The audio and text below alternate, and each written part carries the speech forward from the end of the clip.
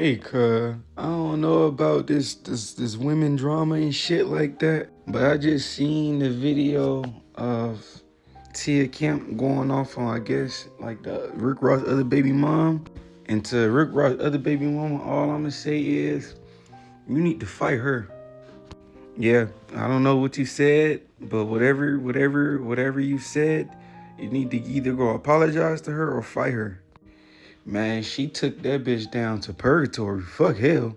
She put out every card she had. Fuck it, I might even think she used the whole deck on your ass, gang.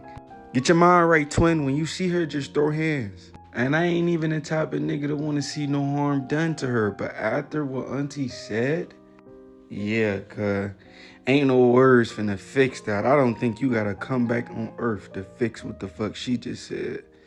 Go ahead and put your hands on the game.